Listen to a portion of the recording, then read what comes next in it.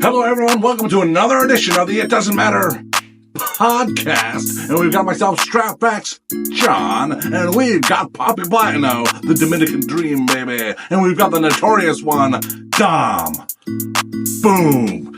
And we're here to celebrate the second season of the It Doesn't Matter podcast. We've got a lot of highlights, a lot of best of, so make sure you check out and enjoy the show.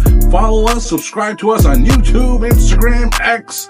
It doesn't matter what you subscribe to us on. Make sure you check us out, you follow us. We're going to have a great season 3 and many more great things to come in the year 2025.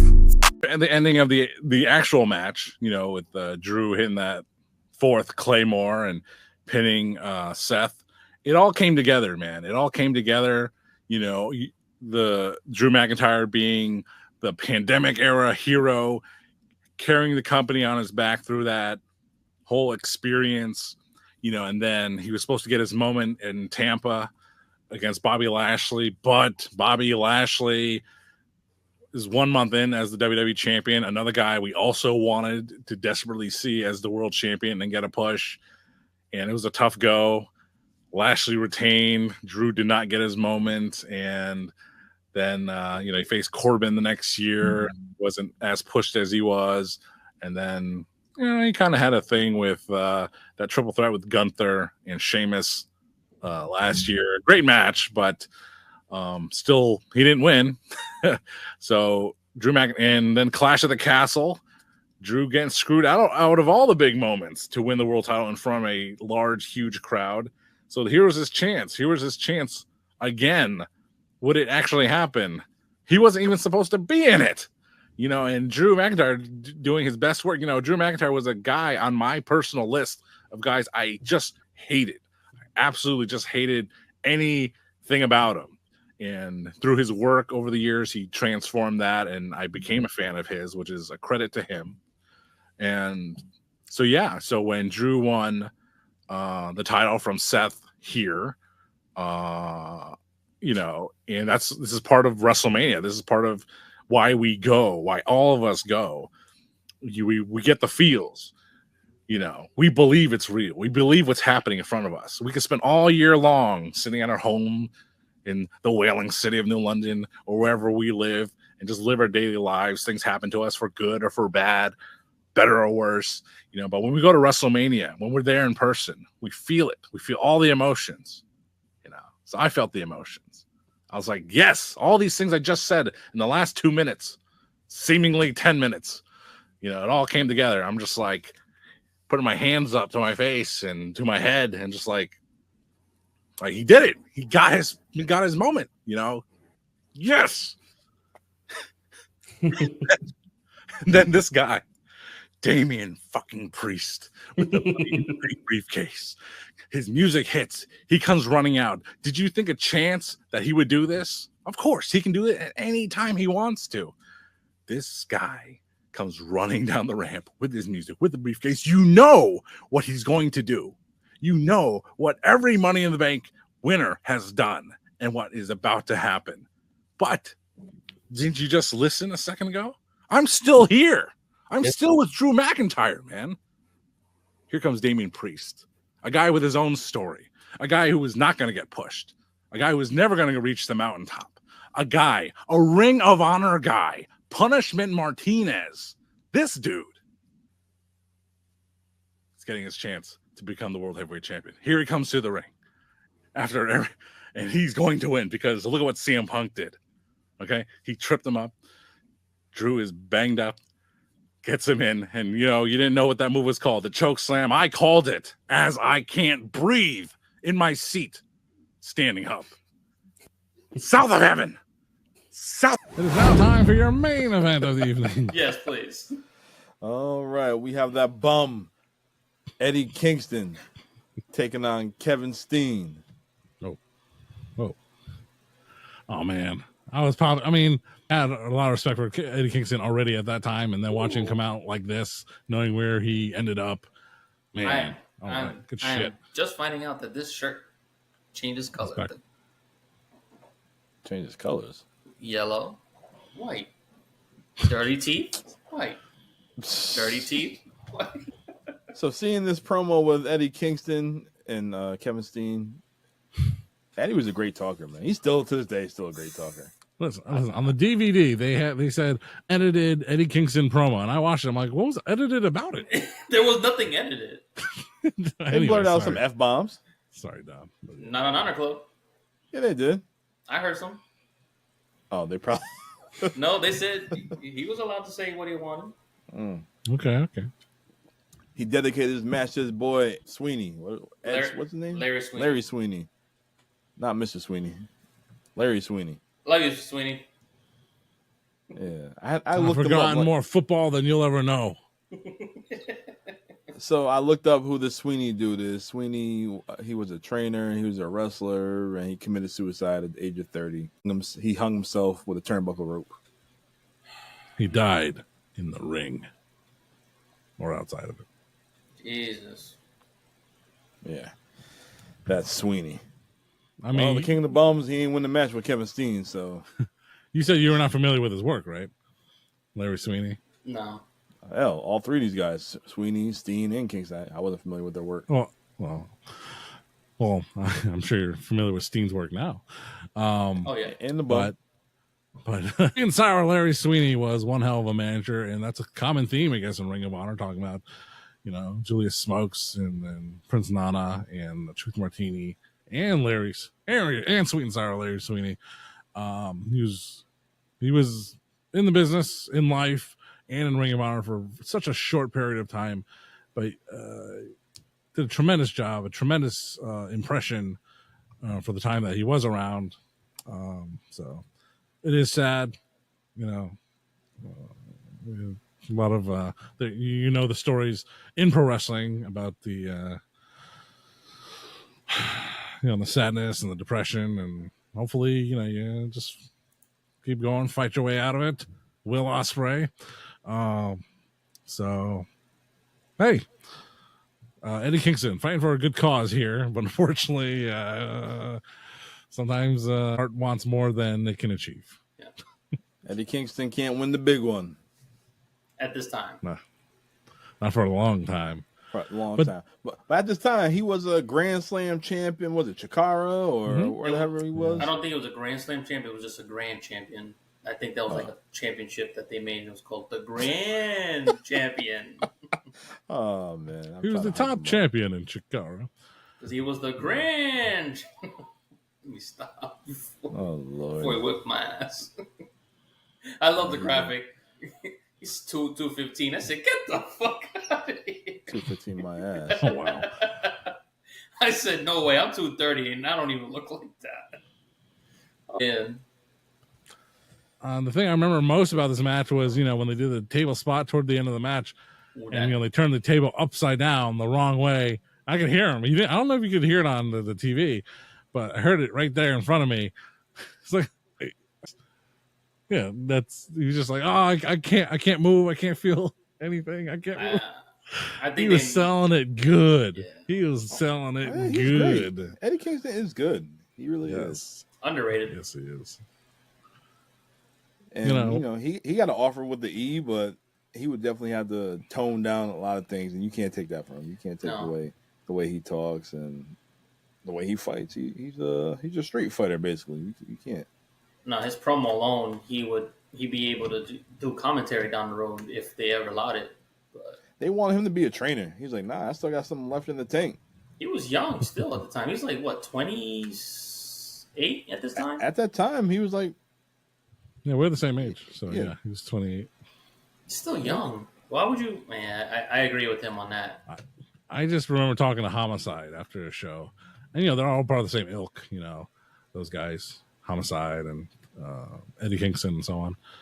And Homicide was just like, it's like, oh, so, because he wasn't wrestling much, I was like, so what do you want to do? And where do you want to go with their career? I don't know, because he was kind of drunk, actually. He's like, yeah, I kind of want to I want to go to NXT, be a trainer. So I was like, oh, yeah, that's cool, man. I can see that. Homicide?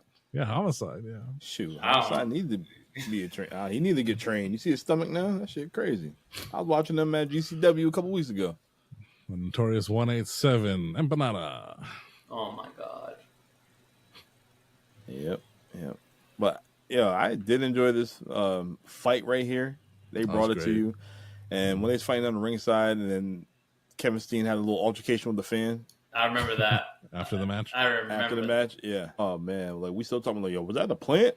Like, or did that really happen? Like, we still talk about that shit to this day. There's a couple gardeners in there. It's got to be a plan. There's no way they're going to do something like that.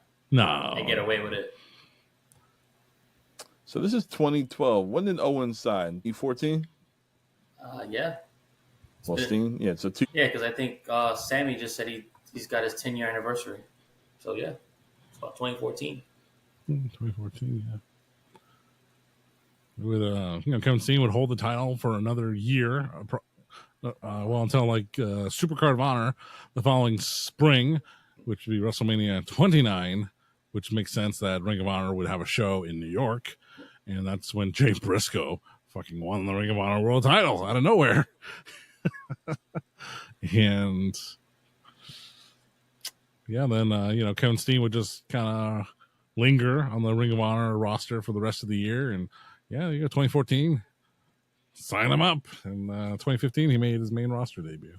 I would think a guy looking like Kevin Steen, a guy just cut off t-shirts, basketball shorts, and a big belly will be the guy.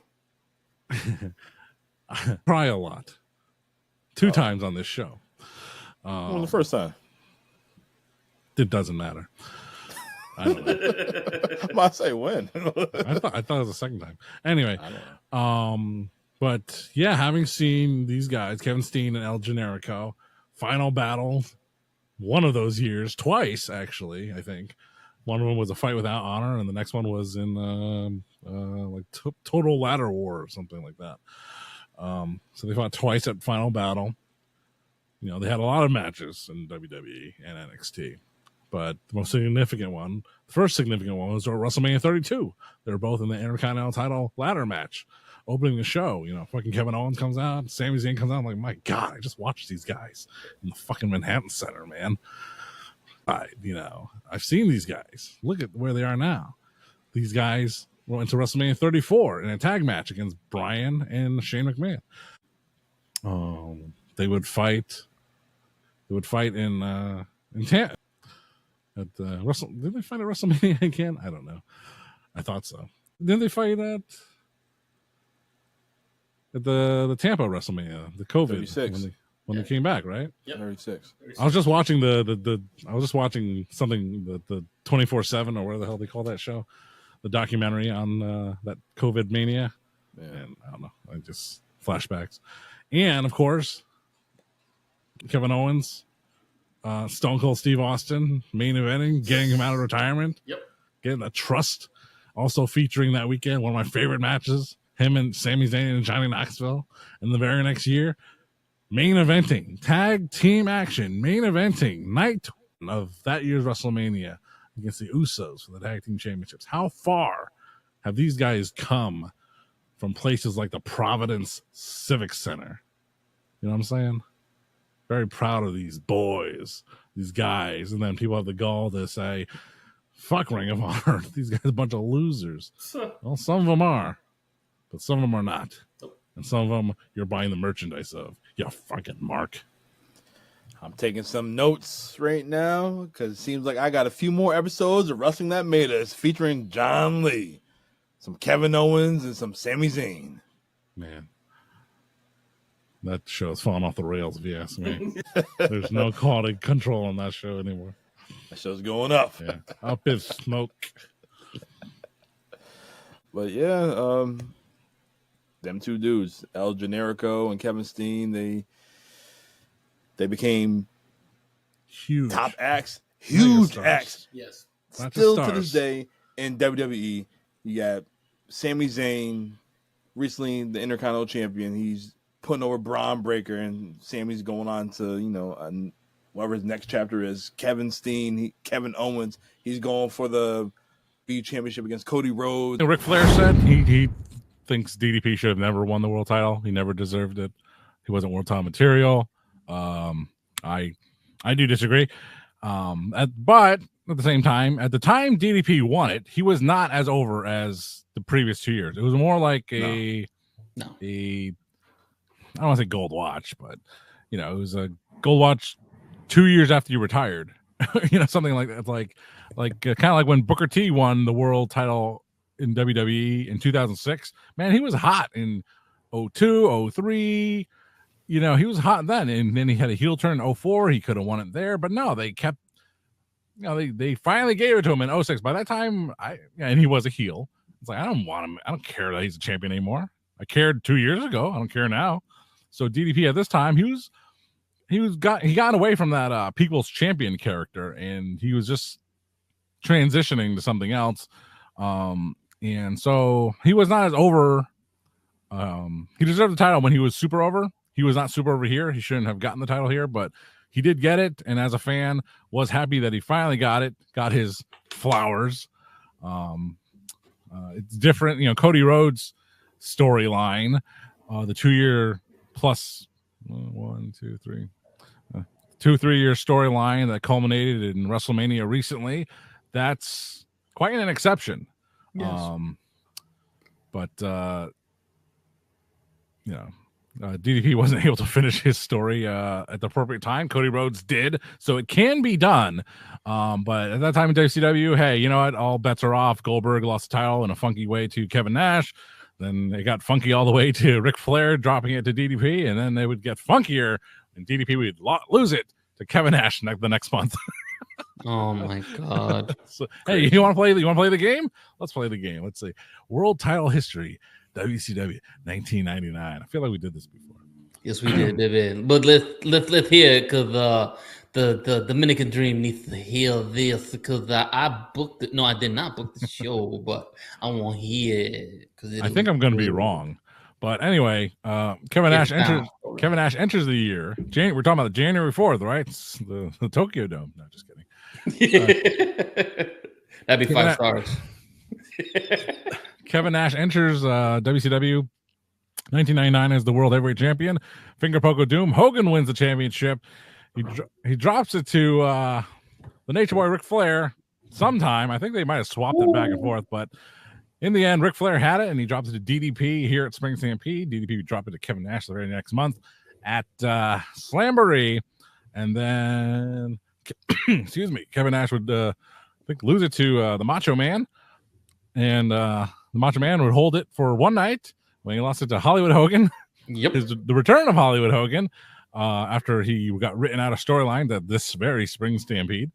And Hogan would Hogan would hold it until Fall Brawl 99, dropping it to Sting, who turned heel on him, and then I believe I think the title was held up. We covered that show. It was the Halloween Havoc 99. Yeah, so Sting was stripped of the title after losing an unsanctioned match against Goldberg and attacking referee Charles Robinson at Halloween Havoc. Oh my goodness. Then led to that Mayhem show, and then Bret Hart won it. Lady smokes. Yep, Bret beat Benoit. And then Bret would hold it into the year 2000, where he had to forfeit it due to... Yep, Bret vacated the title due to controversy to the end of the match with Goldberg at Starrcade. He'd rather read a Wikipedia page than look at me. No, hold on.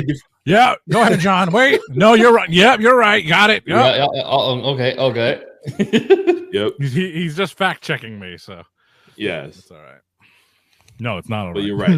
It got vacated again in January 16. January. Yeah, he still had a couple matches with Terry Funk. Later. Terrible. Terry Funk, baby. Terrible Funk. But anyway. There you go. Anyway. Spring Stampede, amazing 1999. Show. Great show. Great WCW show. Ooh, like I mentioned it before, this is one of the few VHS rentals at Blockbuster of New London on Bank Street that I could rent, and didn't rent it too often because I wasn't within walking distance of that rental store. But I did rent it a time or two. And it was fun. And just like this whole show, lots of fun. As a whole, it definitely does matter.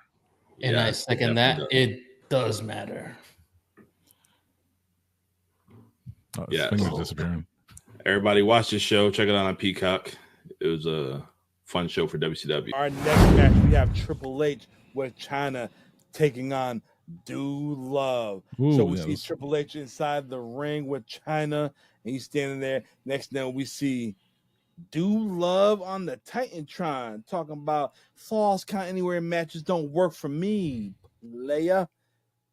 Then we see Mankind talk about, they know something that, they know somebody that's a little darker than both of them that could take out Triple H, Hunter Hearst Helmsley. And then we see Cactus Jack appear on the screen. It's crazy. After knowing Vince getting stunned and Cactus Jack appearing on the show right here, I didn't know this is all on the same show. So I was hyped. I was hyped from the Austin segment. I was hyped to this right here. I'm like, oh, this is good.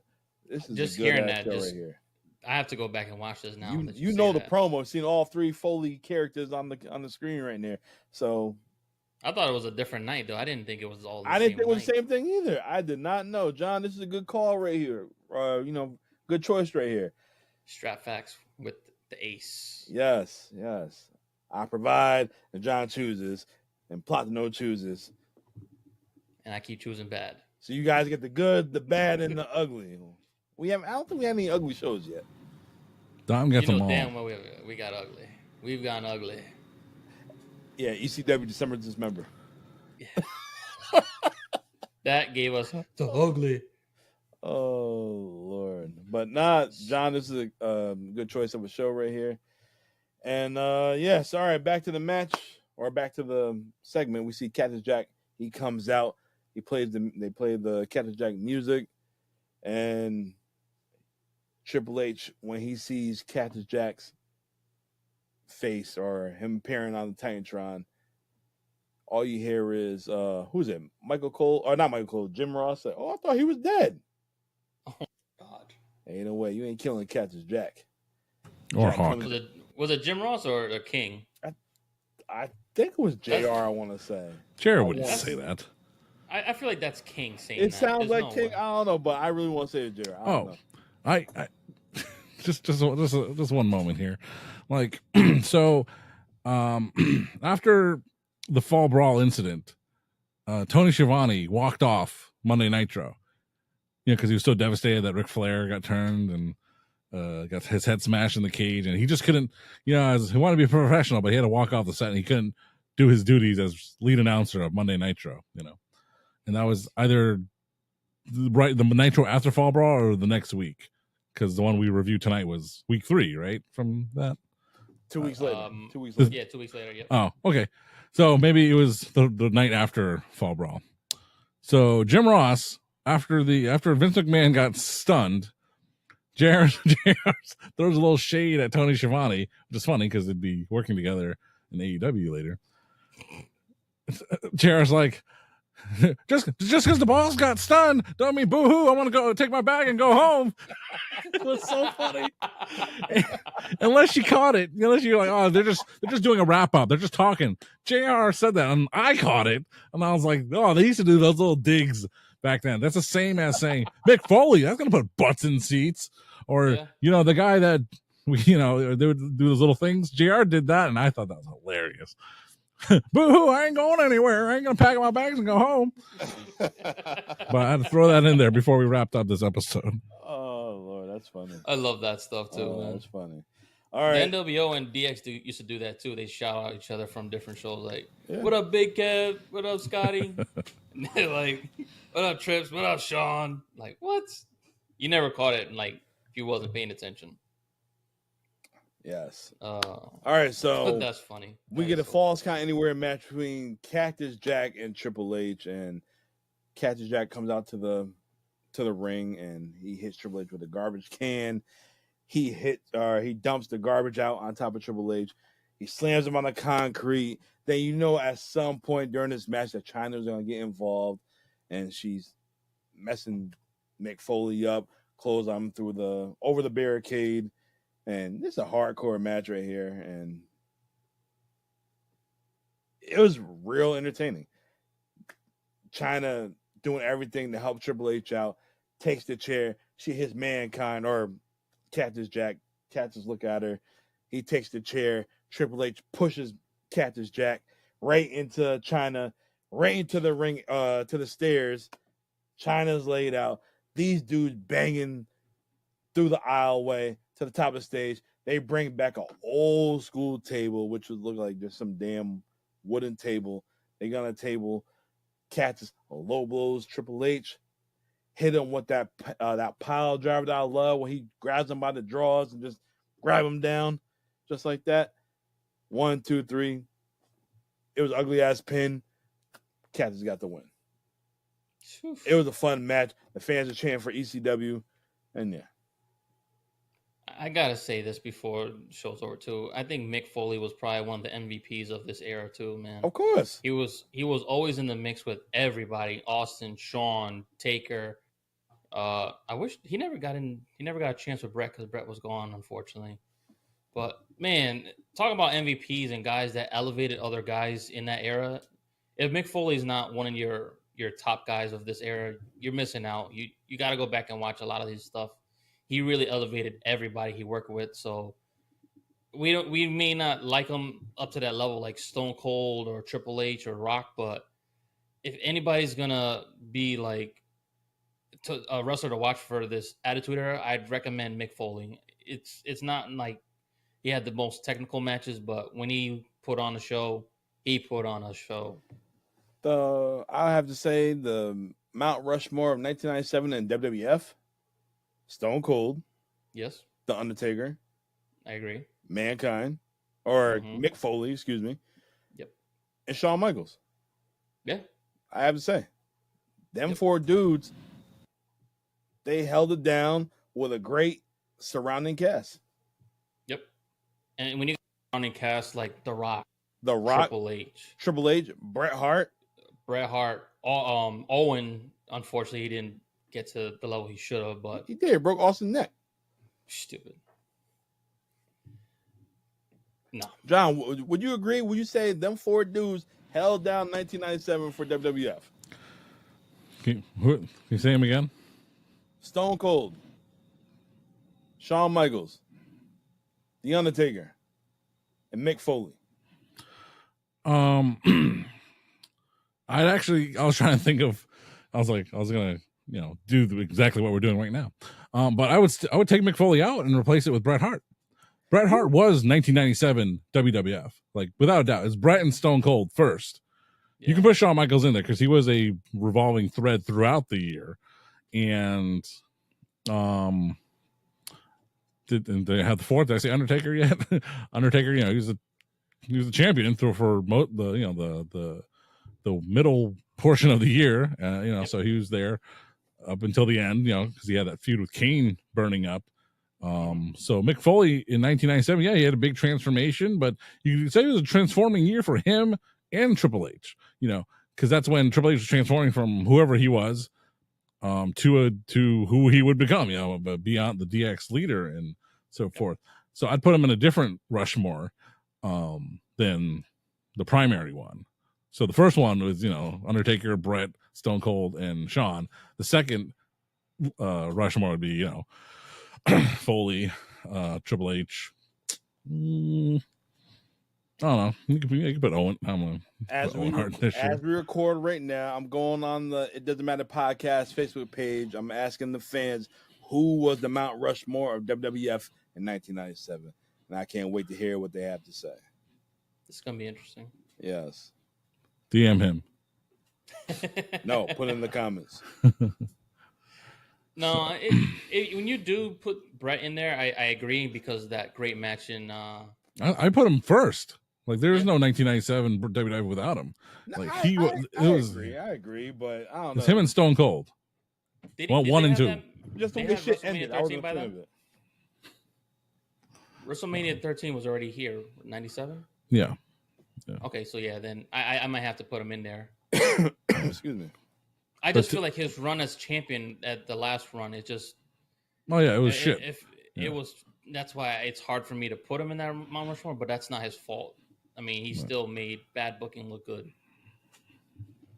All right, well, it's tough. We're gonna say, it's plenty of guys. Everybody had a role in that. Yes, Brett, he led in 1997, and you know.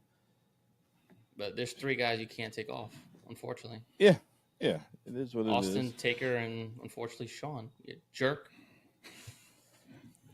That's it. All right, so back to the show. We see another video package of Stone Cold stunning Vince, and this is the first time I believe they acknowledge that Vince is the owner. Yeah, I think this is the first time they actually on TV acknowledge he was the owner of the WWF. He was just a philanthropist before, just an innocent owner who did nothing wrong ever. I'm just losing money, poor man. Well, he had that big trial in 1994. He's like, who's the owner of the company? Vincent McMahon. Well, so, see, I don't know. A neck brace. You're a few years older than us. We didn't think about that. Like we knew about the. Hey, I didn't watch it during that time either, so I don't know. I'm not aware. I didn't even know about the steroid trials. I wasn't watching the news for that. Yeah. I mean, things I've learned or picked up is, one of them was an old high school friend. His name was Dave Chase or Dave Antoniak, whatever name he wanted to go by on any given day. Here's a funny story. He used to work at the mall, the Crystal Mall, that is, back when it was something. And it was me and Ulysses. We were just hanging out at the mall, and Dave Chase was working there at the mall. And I don't know how he's like, John, it's like, I got to go back to the store, but can you get me a drink? I'm really thirsty or something. So me and Ulysses were walking around. We find this random cup. And it's mostly full. So we're like, we should bring this to him. Say we bought it. So we bring it to him. Slops it out. Oh man, thanks guys. I'm so thirsty. Well, yeah, no problem, man. We and Ulysses walk away. We're cracking our ass off, laughing so hard. Anyway, not funny to anyone else. But what the hell were we talking about? But yeah, Dave Chase. He gave me a lot of WWF magazines from 93, 94, 95. So he gave me a lot of those magazines, which I actually read. Back then, I just read all of that stuff. The one with Luger and Michael Jordan on the cover, Bob Backlund on the cover, Jerry Lawler on the cover, So I read all those magazines, and they didn't give you, like, the steroid trial history, but they'd give you some background. The Doink, the Clown, and Bam Bam Bigelow were very popular at those times. Who's this Ludwig Borga guy? It's like, I don't remember him. And there's so many articles about, shady dealings with WWF president Jack Tunney, and they're like, what is Jack Tunney doing? He's wearing dark sunglasses, he's in an overcoat, he's handing an envelope of money to Ted DiBiase. Jack Tunney's on the take. The $1 Million Man is trying to bribe him. And then Jack Tunney in the next month's issue of the magazine says, there's nothing. Ted DiBiase was giving me money for fines he owed for breaking rules at some house shows. I was wearing dark sunglasses because I had a cold. And that's why I wore the thick jacket. It's like these storylines did not make it to TV. They were just for the WWF magazine, So that's where I learned my history from, the magazines and reading back, on a different level. I just watched this Netflix series called World War II in Color. Why? Because, I don't know anything about World War II. Not really. Should you? It's an American thing. It happened. It was a big deal, and I watched it and I learned some things, I'm a big history buff too. I like learning about stuff like that I wasn't around for, but you go back and you watch, you're like, oh, that was interesting. Oh, I didn't know about that. I mean, how many storylines do you think were lost because they went to the magazine that they could have used on TV? I mean, the magazine, that's where Vince Russo got his, his imagination, if you will. Like, what's the phrase? Like all writers read, but not all readers write. So I used to write a lot. I don't read a lot. I write a lot, but I don't read a lot. It's like, well, if you read your own stuff, that still counts. So I'd read my own stuff a lot, sure. I wasn't the biggest reader though. I was one of those guys that I looking for the pictures. That was my biggest thing. I probably should biggest thing. That was the homework for government class. Just give me the headlines. So we just read literally the headlines of whatever news article there was and hand them in. I remember that. Mr. Talmadge, thank you very much. What's in the local news? Man, I'm not watching the day paper. We want national news, baby. And that's why Dom is number one in my book for best guy ever. Does it portray Vince McMahon himself, not the character, Vince McMahon himself? Does it portray him as a heel or a babyface in real life? I want to say it portrays him as a whole. You get to see the good and the bad. It's just, people are upset because they got to see the bad.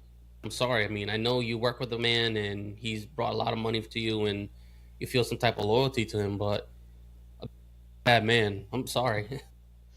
I call it right down the middle.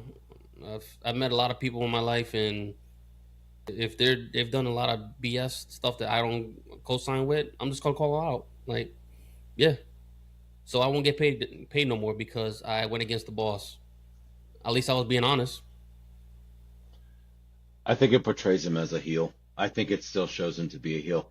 Imagine if you can try that there was never any allegations, that portion of his life wasn't a thing. That'd be different.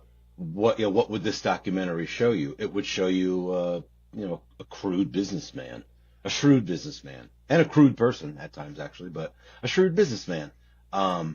Two main things that stand out to me is his own words when he describes going after the territories and screwing over the wrestlers or, screw jobs or whatever. And Dom's right, it was right for business. It was just right for business.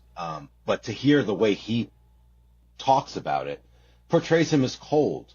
He doesn't sympathize with the people he screwed over. He lets you know that he doesn't give a damn. And then one of the funny scenes or whatever segments is when they ask everyone, how close is the character to the man? And he says not at all. And then they show every person that's been interviewed say the exact opposite. Every single person. So it tells you that he's disingenuous. He must know, because you see these glimmers of evil come out every once in a while, like when he talks about the territories, etc. And then, of course, what does he tell you? No, I'm not like that evil character at all, right? And then everybody who's ever known him that they're talking to is like, no, he's just like that. So it would tell you that he's probably a bad person in real life, and then you can hear his own words, and it kind of puts a bow on it for you. So I don't really think it does that good a job at portraying him in a good light. But there are moments where, like, he talks about his childhood, or when you see, like someone like Stephanie talk about how close she was when she was young. You could see he's still a human, but humans do bad things, et cetera, separating yards from their work and all of that. But no, I think ultimately, even if he didn't have those allegations hanging over his head, even if they didn't like bang down the door while they were recording this documentary, like, hey, accusations here, even if that didn't happen, you'd still see a man that was like not somebody you want to grab a beer with. Yeah. John, what do you think? A philosopher named Plato said that wise men speak because they have something to say, fools because they have to say something. Okay, anyway. Did the documentary portray him in a certain way? I would say that, I was looking for a quote. That wasn't the quote I was looking for, and I couldn't find it, but that's the best one I could find. But the documentary didn't have to portray Vince as a heel or a face. You let him speak for himself, and you can judge for yourself how he comes across. And by his own words, just listen to them. Just listen to him speak. He does not come off as sympathetic. I mean, if you wanted, like mentioned earlier, like, oh, I didn't like how they're portraying me. They portrayed me as a piece of crap. It's kind of like, if you want to show Vince McMahon as a good person, yeah, let's focus on the let's focus more heavily on the good things that he's done for people. For Braun Strowman, for example, if anyone knows this story, Braun Strowman, he would, he's a mental health advocate. He just wasn't there sometimes for himself, and he would talk to Vince, and Vince would give him a pep talk and set him straight. The big SOB, as his T-shirt says. That's touching. If you ever, I don't have any more examples, but you can imagine that father figureness comes from somewhere. That Shawn Michaels, for all his F-ups in the mid-90s, Vince was always there for him. Or another superstar, Vince would, or like Jericho has lots of stories. Randy Orton, giving chance after chance. And John Cena, anyone. Vince, he's probably done tons of great things for charities and society and his top stars, at least. Maybe not the Chuck Palombos of the world. But yeah, you could have promoted those things, but then you let Vince speak for himself. And he says, even they asked him like a question. He said, I'm telling you part of the truth, but not the whole thing, because you couldn't handle the whole thing. It's like, this is supposed to be an open documentary. Well, I'm only telling you a little bit. And that was like in the first chapter, I want to say. He opened with that. He opened with that statement. Like, there's a lot I could tell you right now, but I'm not gonna. You ready to get started? You're like, okay, then. Yeah. Okay. And I can't. That was awkward. It came up again later. He's like, I'm gonna tell you what I think, but not what I mean. Or it's like, I'm like, what? A lot of two-faced talking, and it's like, you don't have to. Yeah, could you edit these things out? Sure, but you're letting him speak for himself in the ring. Yeah. There's no trick photography or anything like that. There's no trick editing. You said these words. You knew, unlike Hulk Hogan, you knew you were on camera. So yeah, Vince came out with a preemptive statement to say exactly that, John. That there was editing tricks to make what maybe there was, but I don't know. It seemed pretty cut and dry to me. I didn't feel like there was any of that. Sometimes you can see that. I didn't feel like that was the case. I felt like everybody kind of shot straight. There was one thing you brought up that, or you just made me think of something that I was going to say before. I started to make the point and I forgot to connect it. When we were talking about Vince, his philosophy that he's not taking for anyone, he's just building. That might have been a little bit what was going on with Shane, because you're talking about him being a father figure to so many of the boys, which he was. Not Shane. Not really. Yeah. And that sucks. But why? How did that happen? Because Vince's singular focus was his business. And so while he's there doing that, these relationships are going to, happen, and he's going to see them through because they're to the betterment of his business. But what I'm getting at is, his singular focus was his business, even more so than his kids. And so it maybe didn't just have to be tough love that Shane was competing against. His dad might have just been not there. There was just, at some point, it was just Vince was so into his business that he wasn't allowing himself to give enough of himself to Shane, enough that he needed to. And so Shane was reacting to that. And maybe it wasn't that Vince didn't love him. He just was focused on his business. But Shane was interpreting it as that. And so that instills in him the need to keep proving and proving and proving. Well, that's basically the same thing that Vince Sr. did, because Vince didn't meet his father until he was, 10, 11 years old. He had his mother. Why was that again, by the way?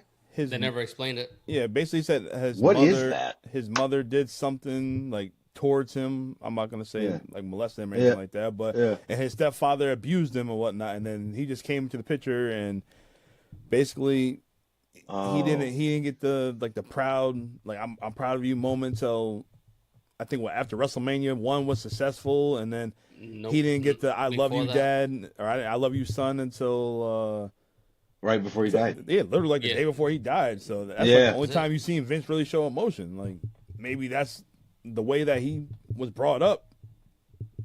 Yeah, back in the day, people could do that. They would know when they were going to die, and they'd say really cool, important stuff.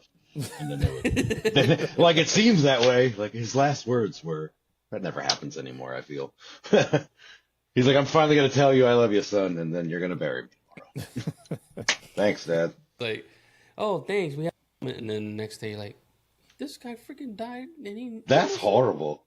That is. That's really horrible. Like, you know, in your heart of hearts, you love your son, but you wait till last minute just to let him know. Sometimes people don't even get that chance to tell him. Yeah. Because they're so guarded. It's like, be a man, you know. I can't tell you I love you. It's like, you know, sometimes a hug or a, you know, attaboy goes a long way to your son. But I could speak from personal experience. You know what lesson Shane, I could tell you right now what lesson Shane got from Vince that Vince didn't realize he taught him, which was how important it is to be there for your kids. You could see it, right? It's not fake. Shane, for himself, as much as for his kids to enjoy, said, I want you to come out with me at WrestleMania. Are you kidding me? I think any of us would have fought to do that. I do. I think that's a normal dad thing to do. I'm not saying Shane's the best one ever. The point is that's a normal dad thing to do. He wanted it for himself, but he knew his kids would enjoy it too. Perfect. And he was built like that because he never got that. So he wanted to impart that on his kids. I'm speaking from experience. My biological father's never been in my life, really. I know him, but he was never really been in my life.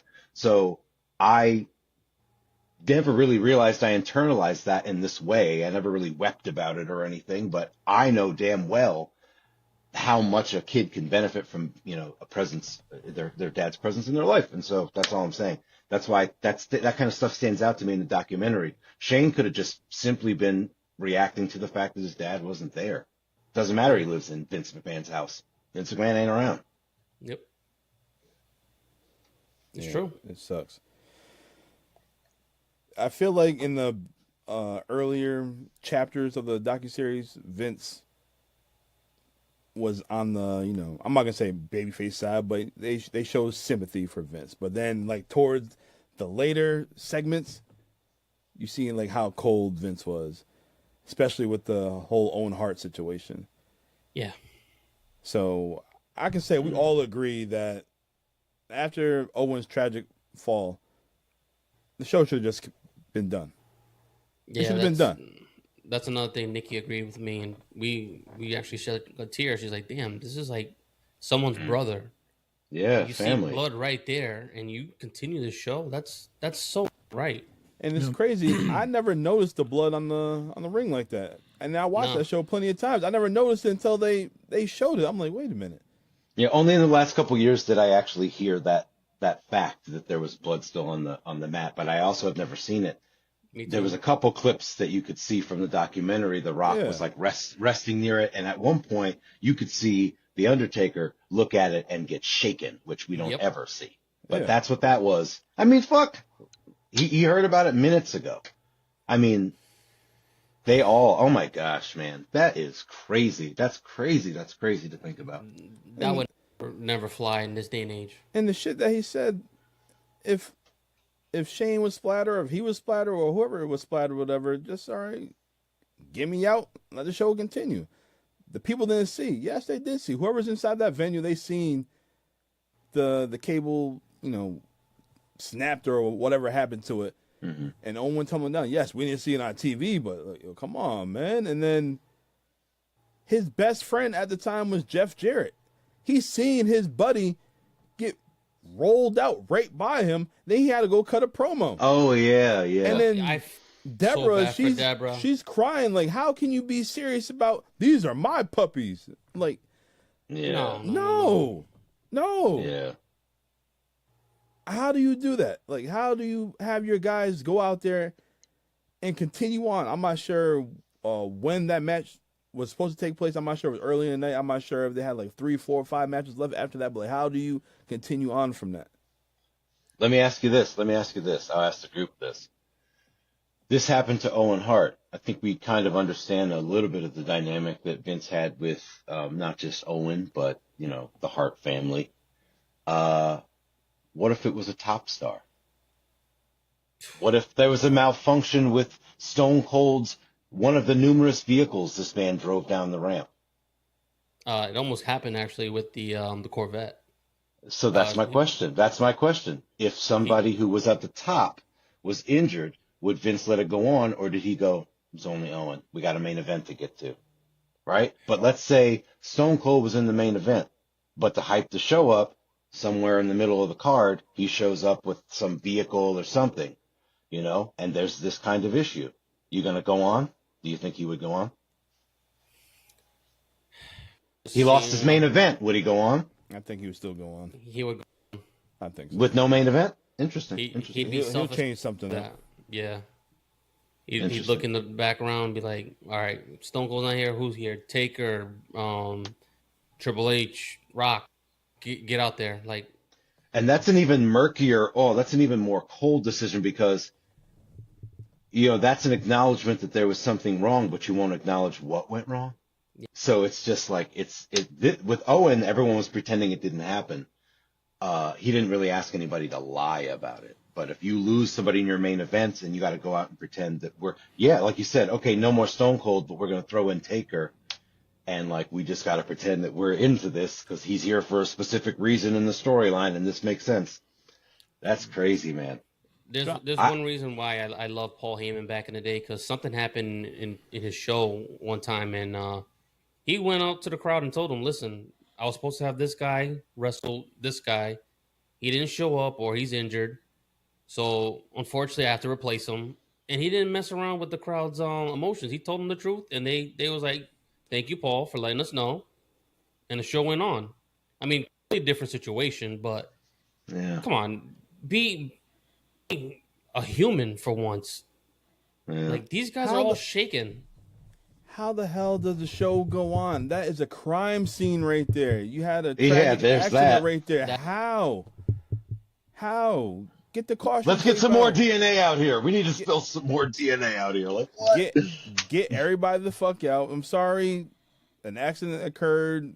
Give these people a partial refund, a T-shirt, something, and I'm pretty sure everybody in the arena would have been more understanding about that.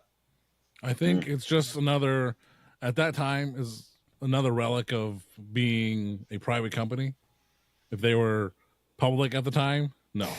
No way in hell. Yeah, that's a great point. But if you're the board, if you're the boss, Vince McMahon, you're that was his call, and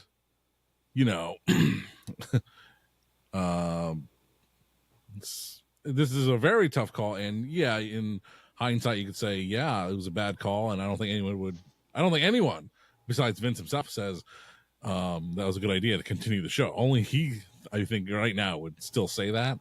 But he had to make that call. That's what he did. That's what he chose. And, 50-50, you're going to live with it or die with it.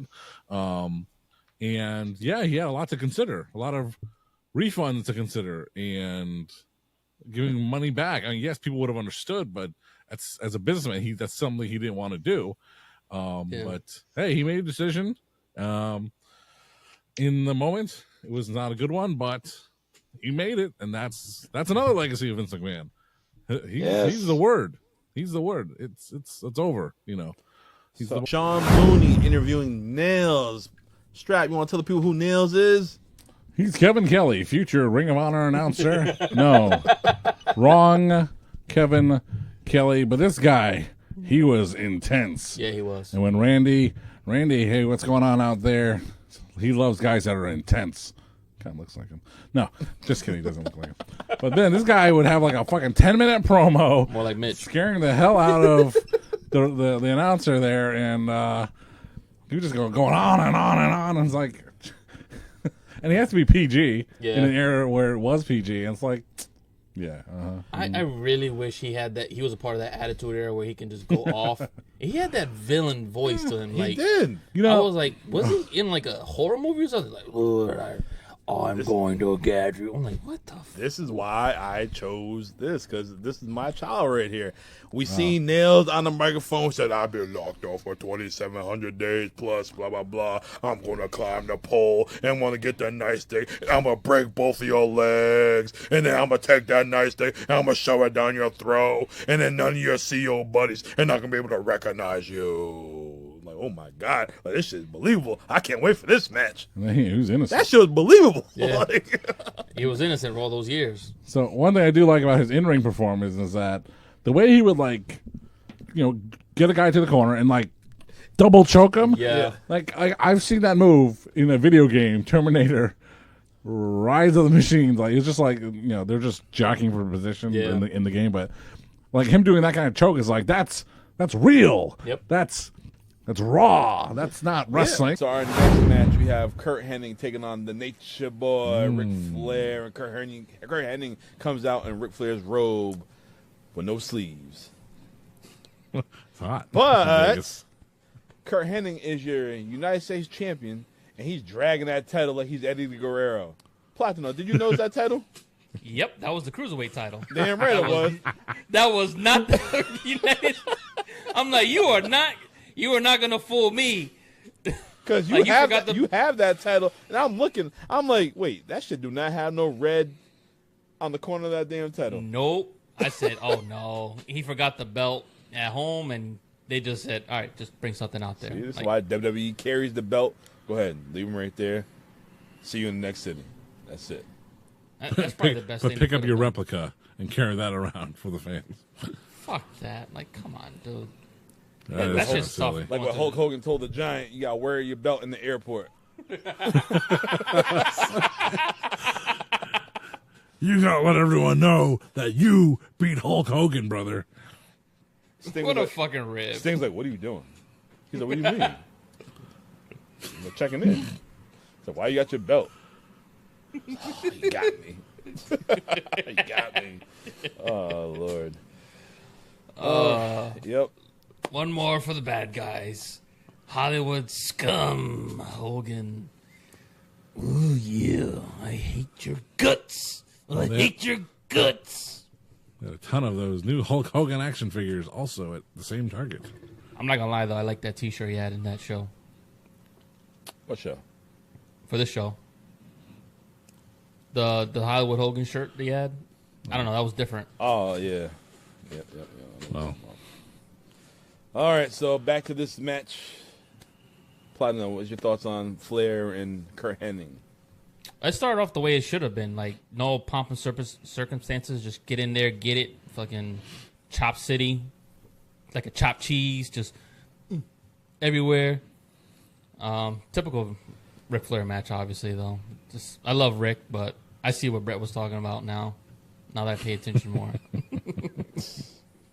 I love Flair, but I do really see a lot of similarities in a lot of his matches. He's gonna chop you, Same get match. his little, it works, but He could do it for 60 minutes. yep.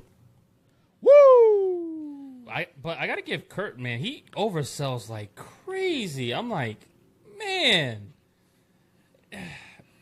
I understand maybe why he wasn't the world champion in WWF, but man, the dude could sell his ass off. He's very athletic for his size too. He really was Mr. Perfect. I see why he was that moniker. Why you think they paired him up with Ric Flair? Them two was money. Yeah, I hate to say I told you so, but we told you so. Them two right there were money right there. Curt Hennig, the way he oversold Ric Flair, the way he oversold, it was just so believable. Yeah, Sucks that Hennig never really got over to the next level up, but he should have. he definitely should have. But like you said, at that time, it's hard to get past once you get like a guy like Hogan, and I don't know if he was as much as over the top as some of the other characters, but he would have been at least believable champion for at least a month or two. So why, after the whole steroid issue, they could have had him have a little run with the title? They could have did it. Brett and him. There you go. I think because Brett was younger maybe at that time, and I think when they took him out of the States, the merch sales and the ticket sales were through the roof. Like, you put Brett out of the States, out of the country, that dude was like Hogan. But for some reason, when they came back, like, we don't want that short guy, even though he'd probably put everybody in a pretzel. I mean, people compared Eddie Guerrero with Dave Bautista. They're like, that big guy would get messed up by that little guy. Like, yeah, Eddie Guerrero would whoop Batista's ass. On drugs. People just don't. Stop it. Not right now, though. Batista's about to whoop that ass. It was just fun to hear on the Netflix Vince doc, Vince McMahon say out loud, Bret Hart didn't have much charisma. just that. He just plain didn't care. Compared to Shawn or Hogan, It's true. It's true. Brett even admitted I didn't have much charisma until I put these glasses on and I felt better in front of the camera. I'm like, all right, well, okay, Mr. Hughes. I ain't gonna lie though, something about that look, it just it does make a difference for you. Like you look at yourself, you're like, what am I missing? How many action figures of Bret Hart do they have with him without the glasses? Exactly. Who's this guy? Cousin It? Hell, even on The Simpsons, he got the glasses on. Yeah, I noticed that too. Ugh, smells like old man stinking here. Oh, man. I'm like, that's not even Brett's voice. Stop it. All right, so back next match. We have the television champion of Disco Inferno taking on Miss Jacqueline. Ay. I'm not going to pretend I watched this match. I really tried my best to try to just skip over this, but I had to watch it just for the God bless you. The BS. Disco, his theme song and his little dancing thing he did, he was over. The fans was loving it. They was out there. It was doing it. They might not like Glenn Gilberti, the person, but his character was over. But yeah, I got to agree. As long as Cody's WWE champion, Glenn Gilberti, he was never going to come back anyway. I hope not. I used to like Glenn. Glenn was I like the Disco Inferno was over, except for the fact he kept changing his damn finisher all the time. Chartbuster, and then the bus charter. Wasn't like The Last Dance? Yeah, the last dance. Yes. Jesus Christ. It's like there's, I don't know, wrestling. A lot of wrestlers are in shape nowadays, but like back then, WCW was chock full of guys that are just in shape, just dudes that went to the gym and put them in the ring. Buff. He was buff. Had a good head of hair. I didn't even realize how big he was. Pause. I was like, oh shit. He had a good look. Yeah. What is it? My wink. My wink. Oh, Lord. Man, so many names. Well, his winks. Did you see Jacqueline's tinks? But, Jackie, I love Miss Jacqueline. So is BDC. BDC's favorite. She just doesn't have much charisma. She just really doesn't, unfortunately. All right, so Strap Facts question for you. This is October 1997. When did she go back to the WWFE? I think next year. To be with Mark Miro. Can't say exactly, but yeah, it was definitely within the next year because that's what summer of '98. That's when they had the split with Mero and Mero. So, Mero, yep. Yeah. And then you had Marvelous Mark Mero in the red and black, the Wolf Pack with Jackie in the red and her skin tone. You know, I was thinking while I was watching this match, why didn't they put Jackie in the Nation? We could have had Nation. You could have had her and China go at it. She could have put China over. Ooh. Especially in 1998, instead of putting her with Mark Miro.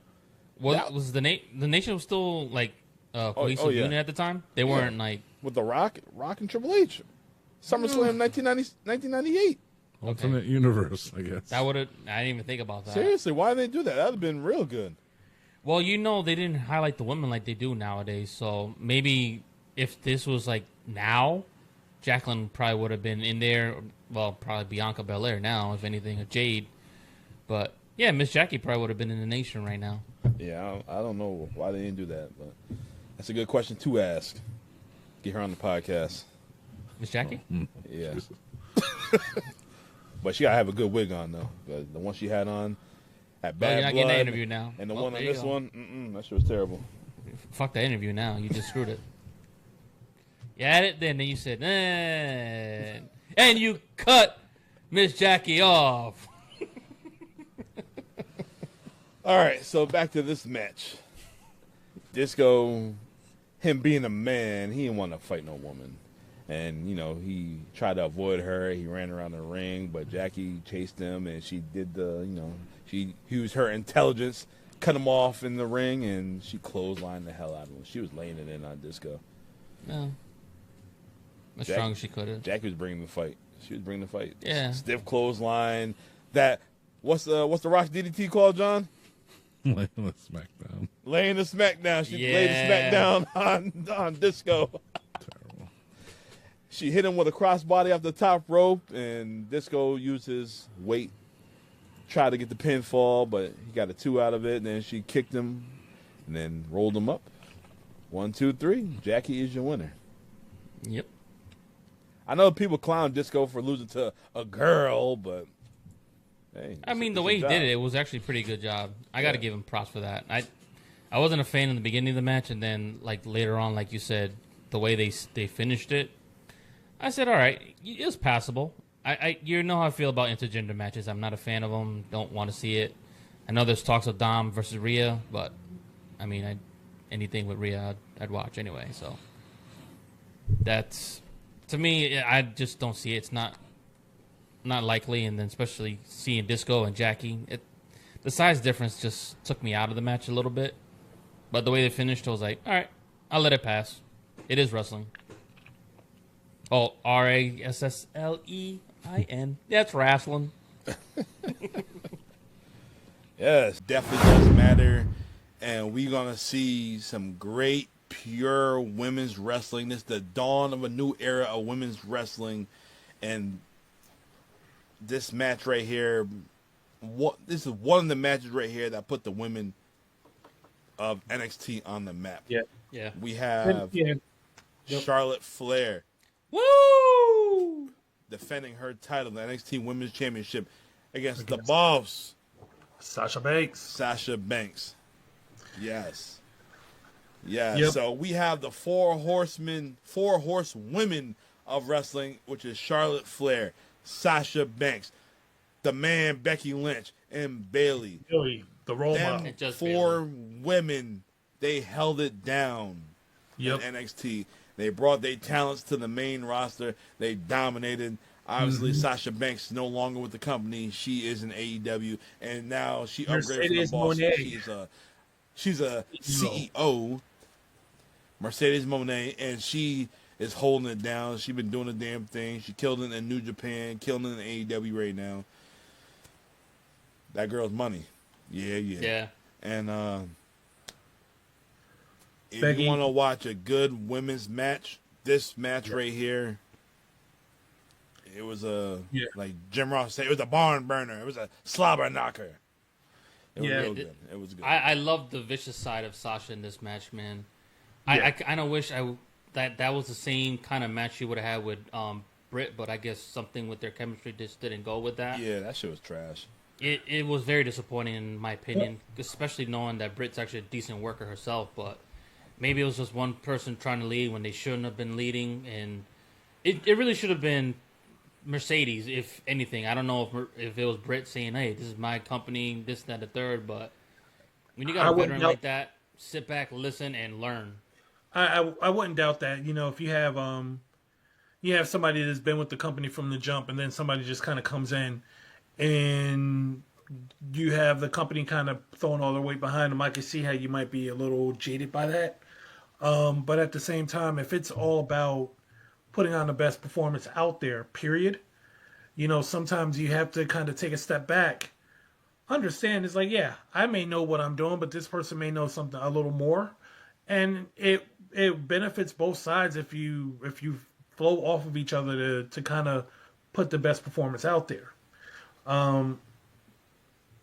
If you are somebody that's like, oh, well, I know what to do here because I've been here, yeah, it's never going to work out for you because you're resistant to change. Yeah, that's one thing I've noticed about Sasha, Mercedes' persona lately and her wrestling style. She's changed a lot. She still has her moveset that she has, but the way she attacks her opponents are a lot different than when she was in the WWE.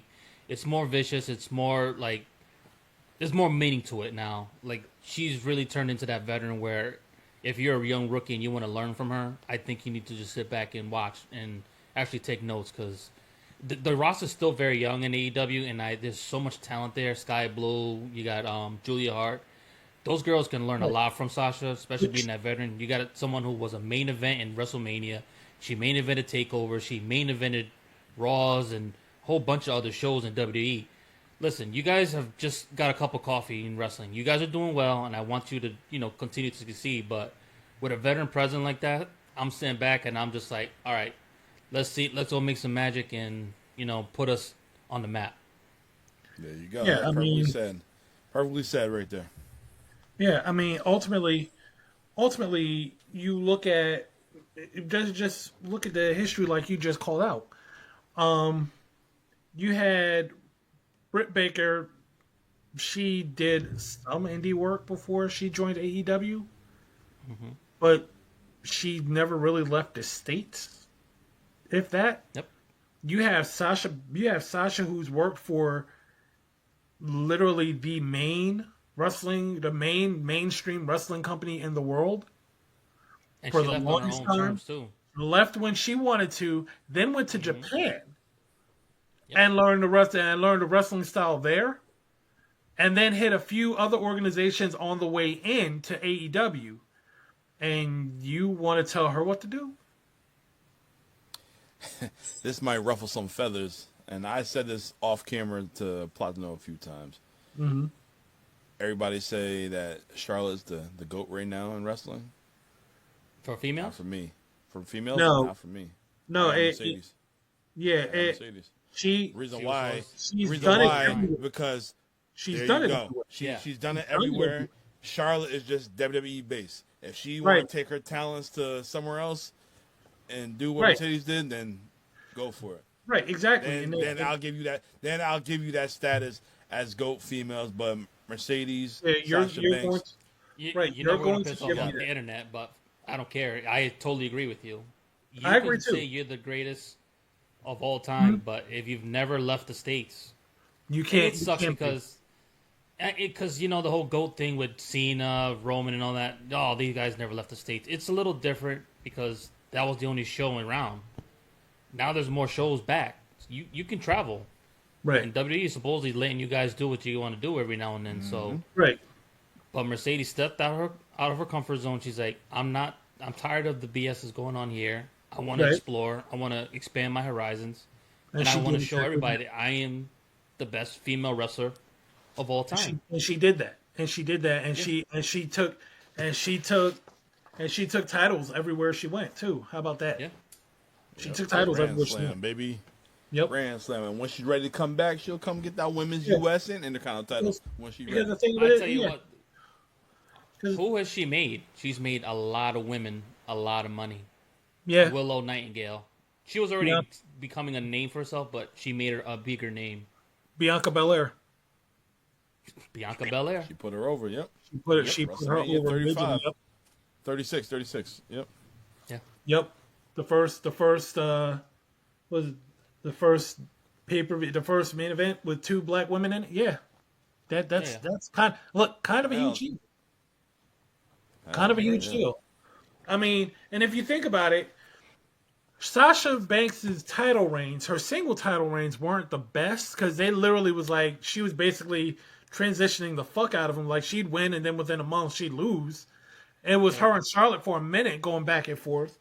But it was like, she was winning the title, she was giving it back, but each time she did it, she was like putting somebody over in the process.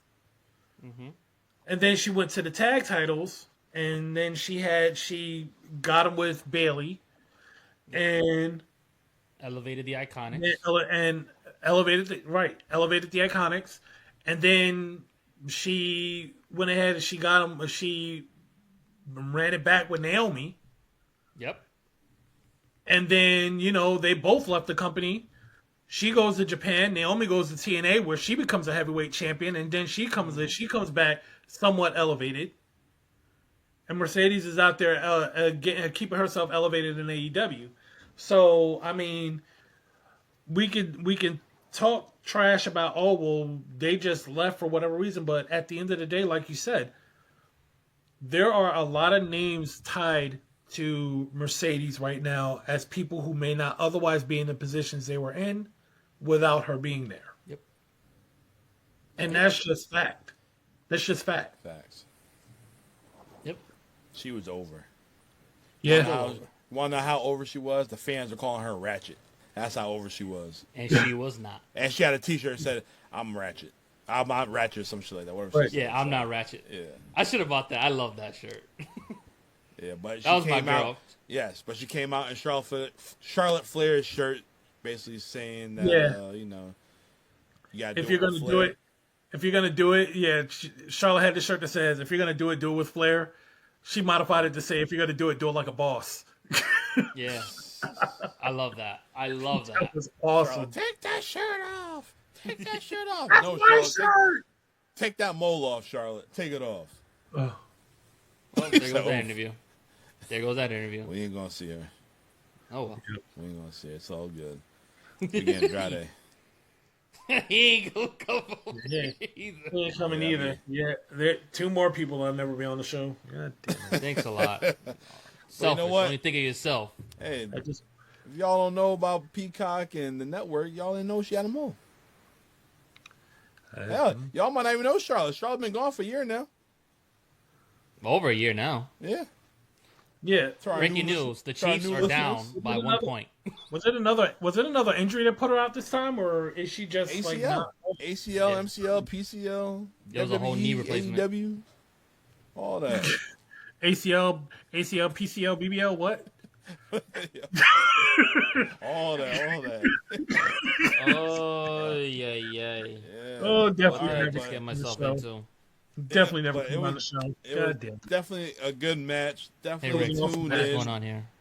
And Charlotte got the dub. She won with the natural selection off the top rope. Yep. It was a good match. Yeah. It's a great match. And no matter All right. what. Not one of their best, but it's definitely No. good match. But Yeah, it definitely and- was. But the thing of it is like there was just a time in NXT when anytime you put the 4 horsewomen in the ring together, it was just gold.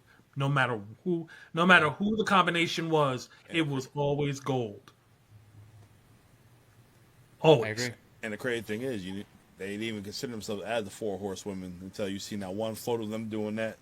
I think it was like NXT Final 4, Fatal 4, or whatever. Yeah, and that was when they had their Fatal that was 4 it. and Sasha won the title off of Charlotte. Was Yeah. it Charlotte or Becky? Becky didn't win the big one. No, Yeah. I'm saying I forget who she beat I think she beat Charlotte for the title in that Fatal 4. I don't think she won the NXT Women's title. I want to say. No. Becky? No. Yeah, Becky? No, won she was NXT. No. Becky got the title after being on the main roster. Remember, Lyra took it off of her. Yeah, that's what I meant. But I'm talking But about in the beginning stages. before yeah. she hit the main roster, she never took that. She never won the title. She was the only one that never Bayley won. had it. Yeah, the three Sasha of them had it. except for her. Sasha had it. Yep. because Charlotte had it. Becky never had it, which is why Becky went back to get it. Yeah. they always said that she was the weakest link, but there was no weak links at all of them. She was only weak link in terms of never getting that title, but she was definitely not the weak link at all. Owen Hart, who's in the Hart Foundation, Abel, taking on Brian Pillman, who's in the Hart Foundation, with Marlena. Oh man. At this time, Owen Hart, he comes out personal security because he broke Stone Cold's neck, and Stone Cold is on a war path, and he want to take him out. So, you got to make sure he have NYPD with him, New York's finest with him.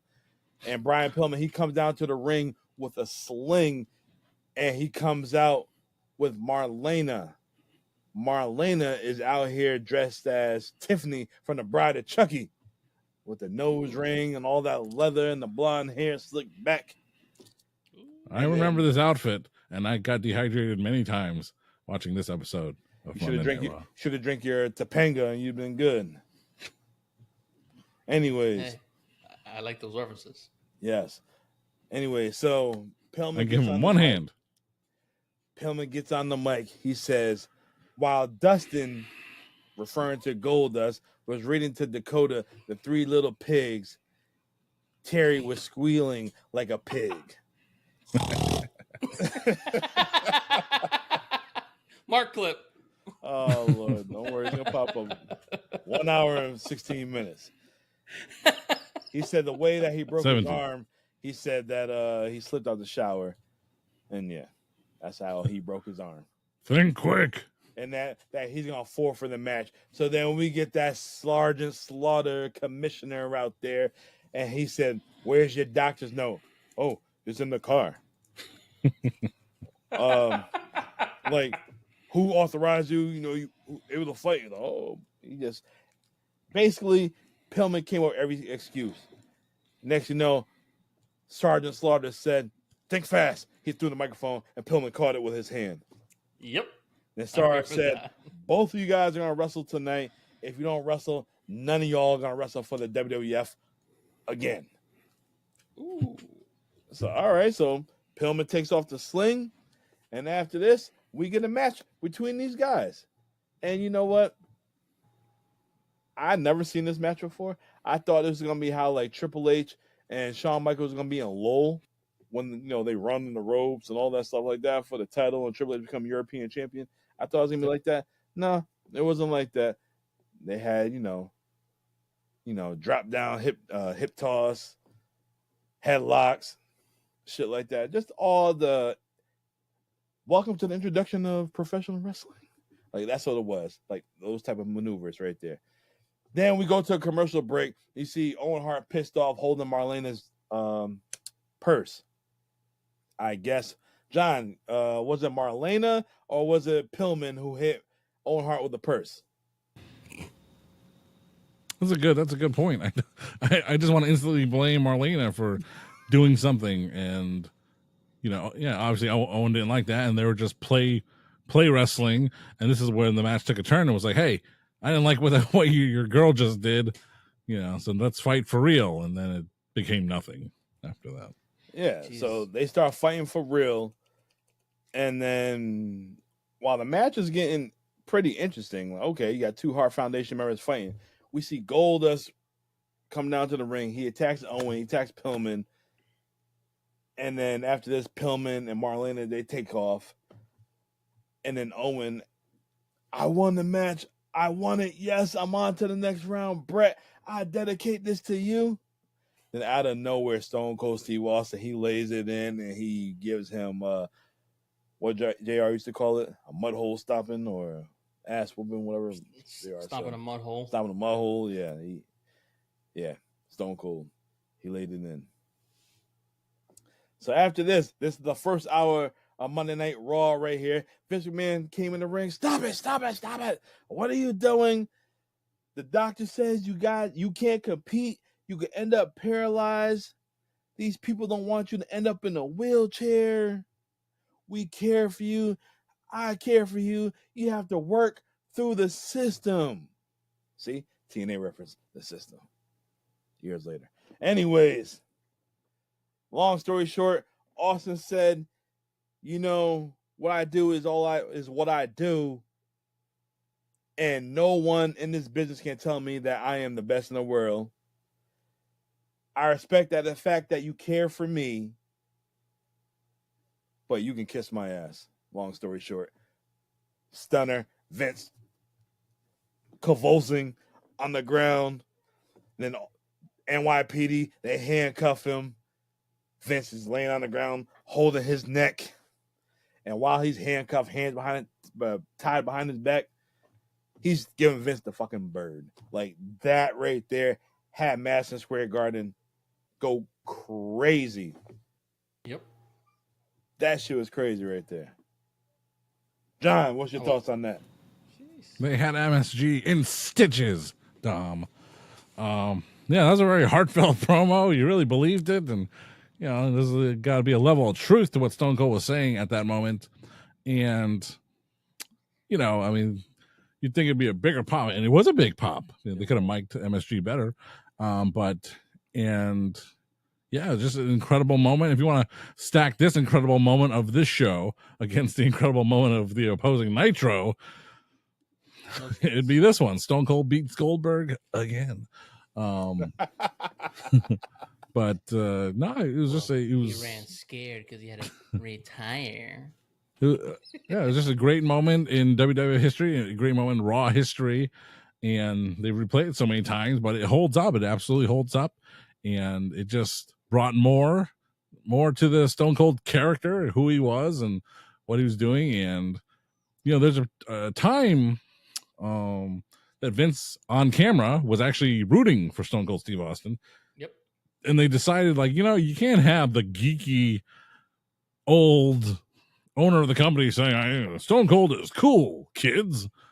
So you had to have Stone Cold do something against old Vinnie Mac, and this was the culmination of that. Like, I'm gonna stun the owner of the company, and while that would not directly lead to the creation of the Mr. McMahon character, who would overtake the ratings next year, that was really the Montreal Screwjob. But yep. the groundwork was laid in so many words, with this segment helping create and usher in the most profitable feud in WWF history: Vince McMahon and Stone Cold Steve Austin.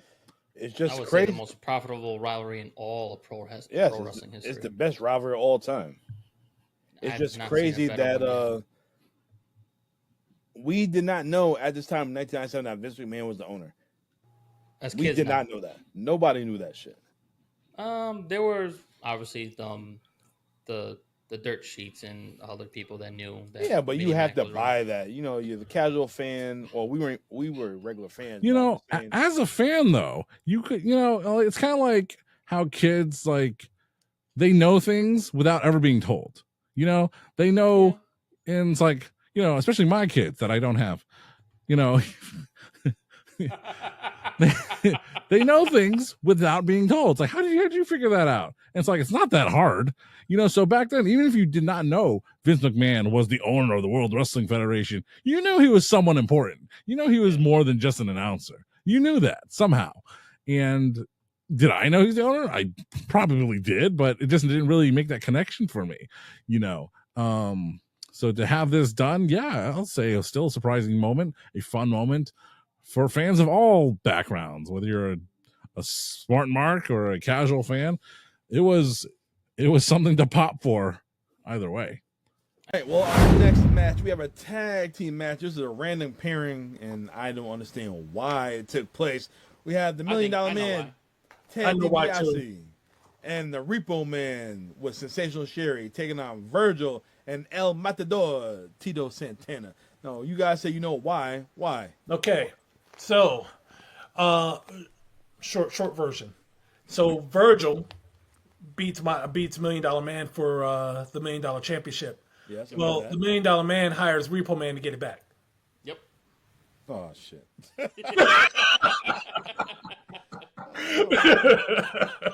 All right, so how does Tito Santana get in the mix?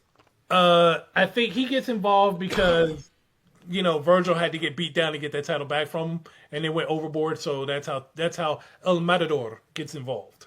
Oh, I thought he stole his bull or something like that. No, no. Maybe he took it up in the Cape. I don't know. How do you keep Virgil a babyface? Put another babyface next to him. Yeah, basically. Especially one that's been a babyface for like 52 years. Yeah. Seriously. Oh. Yeah. I mean, yeah, and our buddy Repo Man, aka the formerly known as Demolition Smash, Blacktop Bully. Yeah, good old Barry Darso and all that other good stuff. Yeah. It was. I had to take a minute when I saw him come down. I'm like, oh shoot, I forgot Demolition ain't Demolition no more at this point. I was like, okay. Oh, Demolition had broken up by then, yeah. Demolition was done by then, and Axe was gone. Axe is left the WWE. Crush Bobby Kona. Yeah. Crush had already. Demolition had run its course with Crush, and Crush was now nothing. Yeah, he's getting ready to be Kona. Yeah, he's. Well, no, because he. Wait, did Demolition come back? No. Yeah, because I mean, because he was part of. Yeah, that's right. He came back as Kona Crush. Yeah. Before he became a disciple of the Apocalypse. Oh, that's years later. That's 6 years later. Yeah. So the Road But yeah, he comes back as Kona Crush. They went back to WCW or the Warriors, they come back because the Survivor Series 92 or SummerSlam 92, they won the tag titles. Yes. Yeah. I remember that now. So yeah, not 90s, early 90s is a wild time in WWF. Yeah, I feel like a lot happened. I feel like Demolition didn't get the long run that they probably could have, because they were a pretty legit team. They had too many damn tag teams back then. Well, here's the problem. Here's the problem. They didn't want to do tag teams. The problem was you brought Demolition in to be the Road Warriors of the WWE, and then you get the Road Warriors. Yeah. So you just basically, it's like, okay, we built ourselves the Road Warriors. Then the Road Warriors come on. So what do you do with the team that you built? Get smashed. Yeah. They got Demolition, and you got crushed. Yeah. Yep. That's basically what happened. You get Axe coming to the ring with fluffy hair and he leaves, and you get Smash turned into the Repo Man, and Crush becomes Kona Crush. That's what happens. Still get over that picture of Axe. I still can't get over that picture of Axe coming to the ring with the perm. That shit was hilarious. With the face paint, like, come on, man. Yeah, oh, man. The face paint. You just came prepared teacher conference. Like, what you doing? I know what you're talking about too. Yeah, like, go sit somewhere, man. like no better way to say I quit than coming out with a mom do. your face paint on. He was a movie star then, cause he was in No Holds Barred. Oh man, that's why he's a movie star now. The hilarity. Yeah, the hilarity was this match between these four guys right here. Man. This match had nothing to do. It was a terrible match. Made no damn sense. The finish of the match was the $1 Million Man was holding Virgil. Sensational Sherry grabbed her heel, getting ready to hit Virgil. Virgil ducks. Hit the $1 Million Man. $1 Million Man, he's knocked out. Virgil grabs Sensational Sherry. The Repo Man runs, hit Virgil with a knee. 1, 2, 3, match over. I'm like, what the hell is this finish right here? I'm like, this is terrible. Yep. Yeah. They really ran out of steam. They really ran out of steam after the first two matches. The first two matches were so gifted and so great that they just ran completely out of steam. And I don't know if that was by design to get people invested in the last match, as the last match was going to be the big home run hitter out of there, and you can't have all four matches before it be better than that one. I don't know, but yeah, this match and the match before it were jokes, and they for a 5-match event at that time, you had many different wrestlers you could have used to utilize those. I mean, don't get me wrong. British Bulldog at that time was he hadn't quite ascended to, Wembley Stadium yet, but they were pushing him. They were starting that push, so I understand that. I don't know for the life of me why they felt the need to tell this Macho Man Virgil storyline.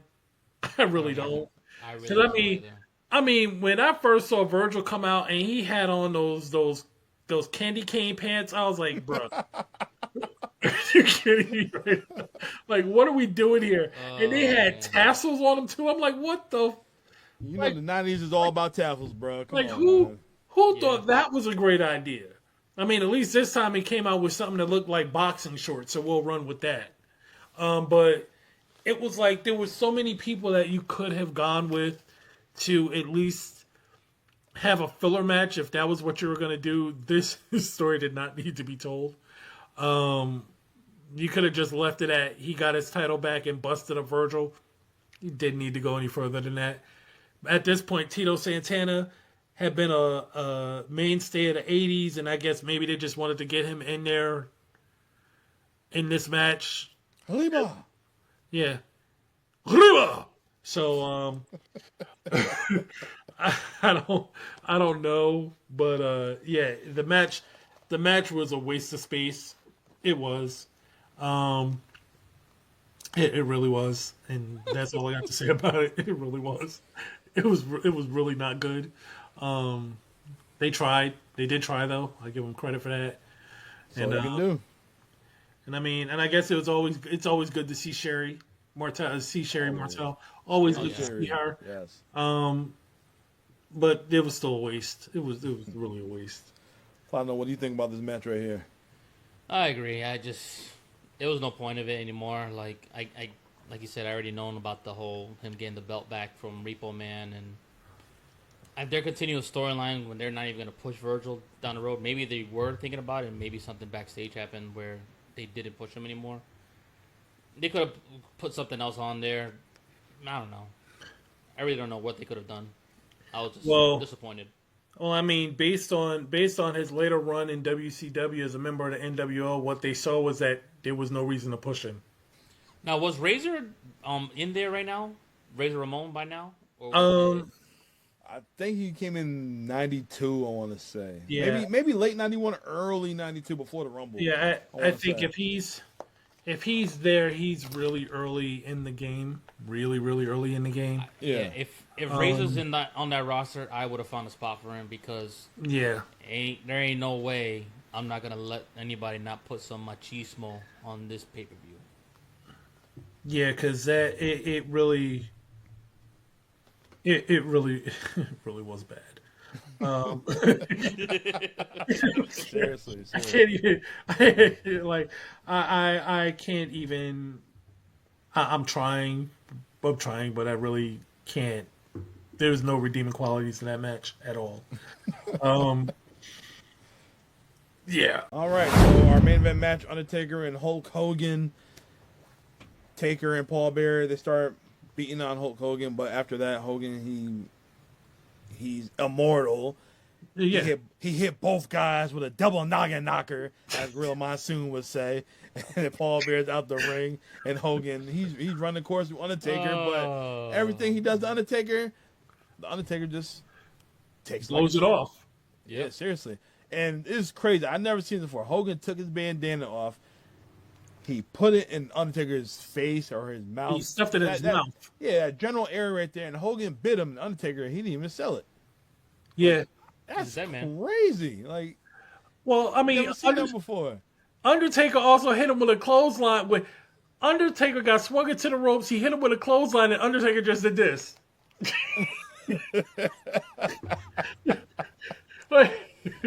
That was that Suburban Commando move right there. He did. And then he proceeds to punch. He proceeds to punch Undertaker, and Undertaker falls back a step, and then puts his arm like he likes to choke the shit out of him. I'm like, oh boy. I think this is gonna be a problem. And did I put that as a note? I know I put something about choking as a note. I put Taker choked the shit out of Hogan. He did. Every time I turn around, Taker had his hand around Hogan's neck. I was like, God. I was like, yo, he's choking the shit out of him. Why? Yeah. Well, I'm trying to figure out that botch we was talking about earlier when them guys getting ready to close on each other. Hogan run to one side of the ring and Taker run to the other side of the ring. I'm not sure if Taker slipped, but all you see him is just on the second rope. How the hell? What the hell happened? I rewound that shit a couple times. I thought somebody came in and tripped him or something. He got tripped by Hollow Man. Yeah, Hogan had to call an audible in that joint. I'm like, hold up. Wait, did Paul just turn on him? That was crazy. I never seen Undertaker mess up. And that was could have been a big spot right there. I think that was supposed to be your double clothesline or something like that. Nah, it didn't happen right there. But after we seen all this, we see Ric Flair come down to the ring. And he had one of the most beautiful robes ever. The real world champion. The real world champion. Woo! That Carolina blue robe he had on right there. That is beautiful. I ain't gonna lie. Yeah, but the president, Jack Tunney, cuts him off. And then at some point, Hogan grabs a chair and he nails Ric Flair in the back with the chair. Flair falls on Jack Tunney. And then Taker, he eventually gets up and he signals Flair to get the chair. Hogan throws Undertaker right into the chair. Flair goes down. Paul Bearer tried to hit Undertaker with the urn. He misses.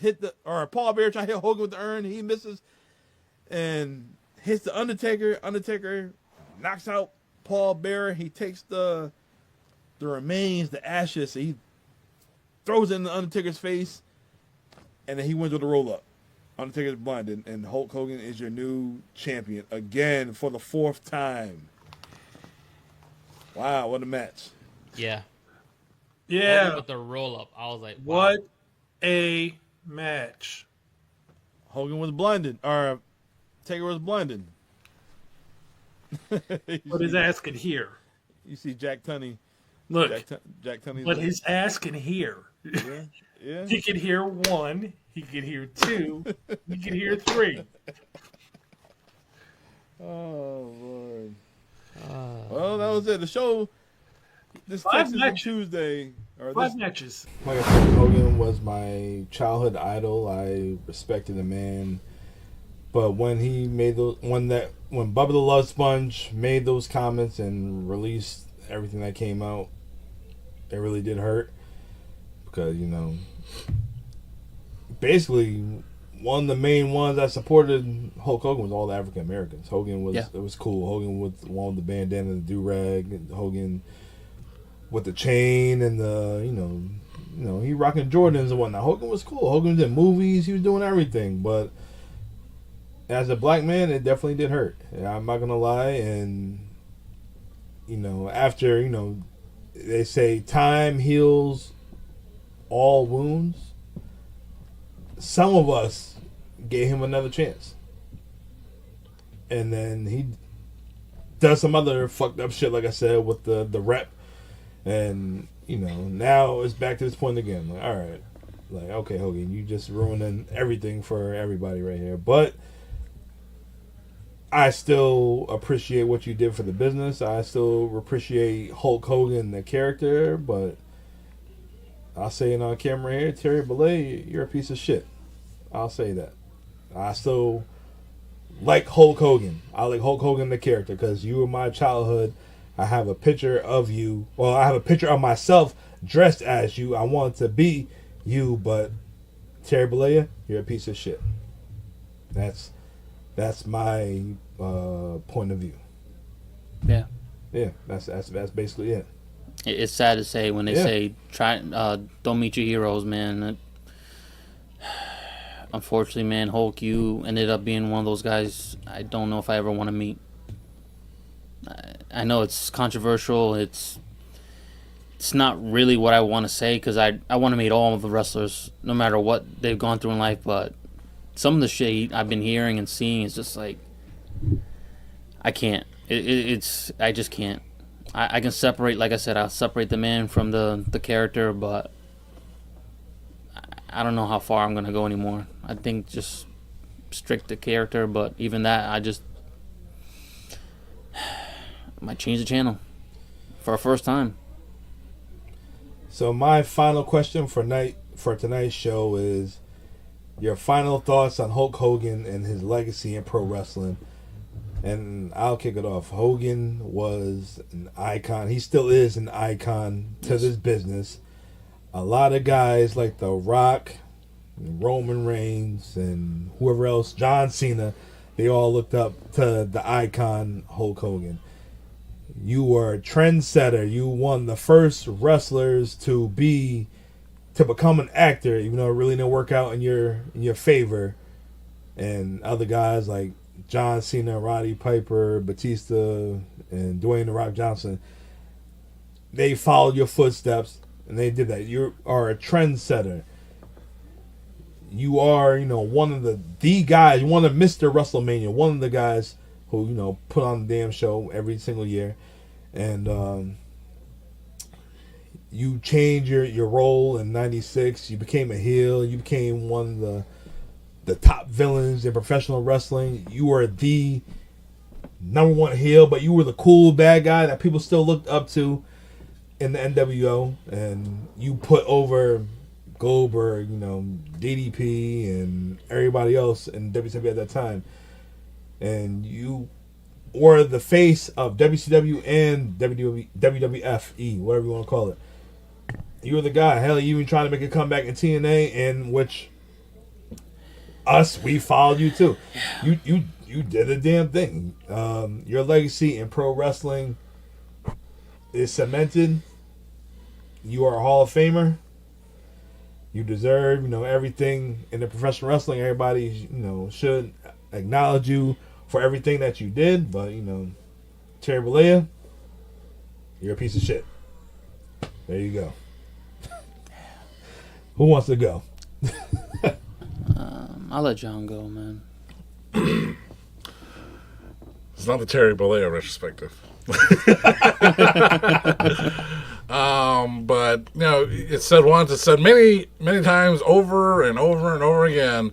But yeah, no doubt, Hulk Hogan, one of the most influential professional wrestlers in the history of professional wrestling, in the history of the World Wrestling Federation, WWF, WCW. It's hurting Dom on the inside. It really is. I know. From one window to the other. Hey, look at that. Hey, why am I whiter over here? Get me on that camera. Hey-oh. We only want white on this camera, brother. Mm-hmm. Oh, boy. I can see Platino's elbow, shoulder in Dom's window. Anywho. What a retrospective on Hulk Hogan as a surprise for all the It Doesn't Matter podcast listeners, watchers out there. Never mind listeners. And this is my choice. Yeah, this is my choice. I knew we were gonna talk about the good. I knew we were gonna talk about the bad, and there's gonna be some controversy. I knew we was gonna do. This is my choice right here. So and it got ugly. If you tuned into this episode thinking what you were probably going to think, it was nothing like it, was it, brother? Sorry, San Diego. And I guarantee this episode will get more views than our Mick Foley episode. Probably. Bang, bang. But, no, Hulk Hogan's legacy in wrestling is huge.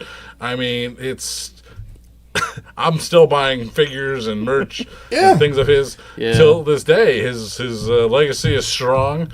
And there's merchandise to support it, and I'm right there. If I'm ever in Clearwater, Florida, or Orlando, I'm headed to Hogan's Beach Shop to check out what's new. Got the Hogan bandana, got the Tearaway T-shirt, and so like I said, Hogan's legacy is still strong, and that's the way it's going to stay, I believe.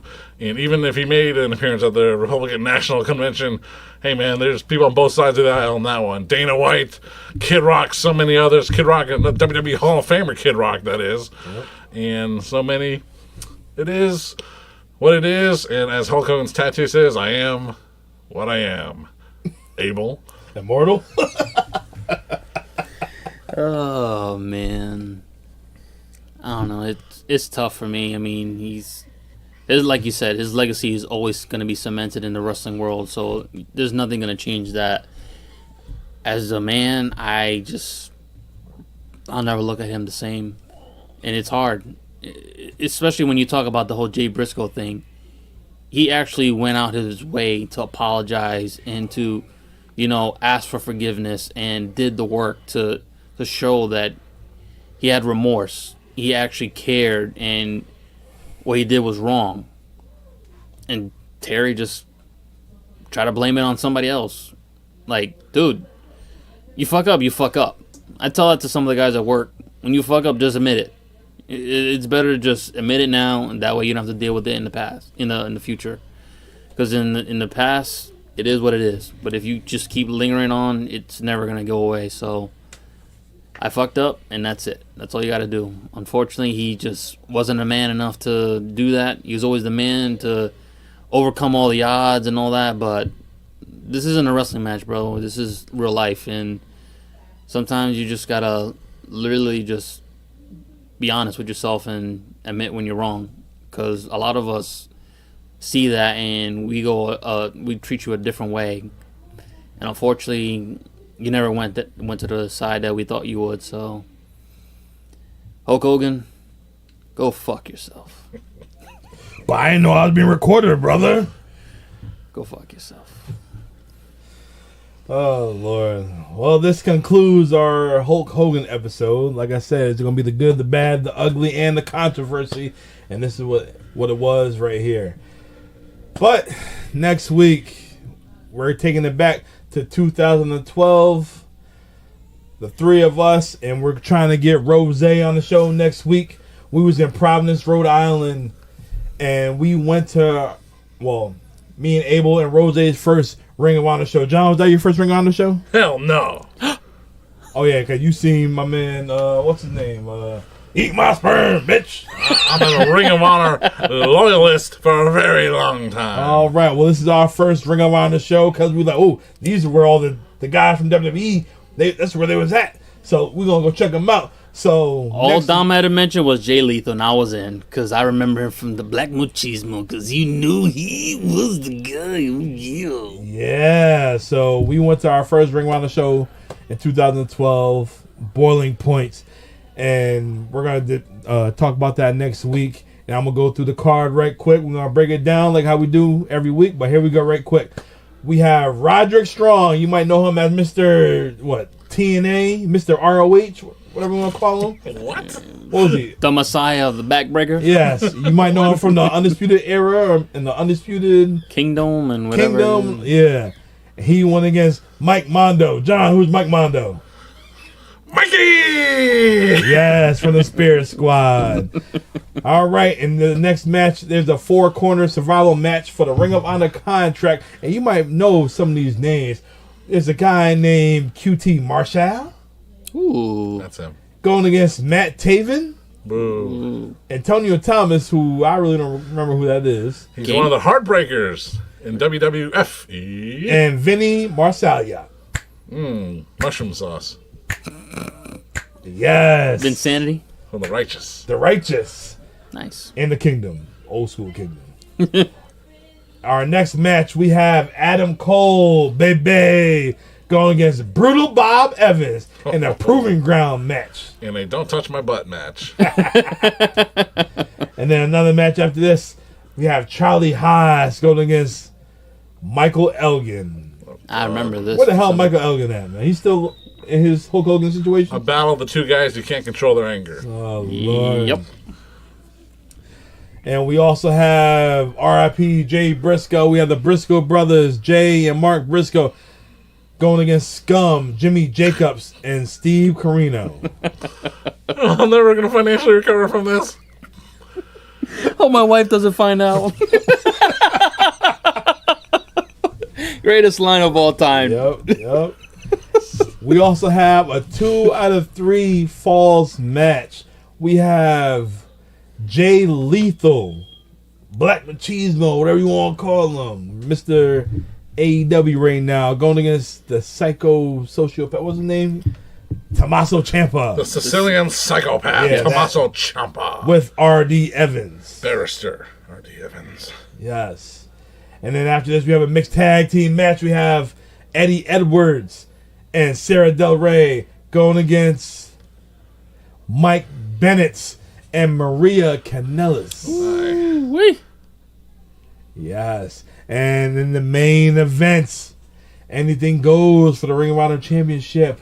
We have that bum, Eddie Kingston, going against the bum, Kevin Steen. If y'all don't know who Kevin Steen is, he is Kevin Owens in the WWE. 2-time WrestleMania main eventer. Take that, Phil Brooks. Yes.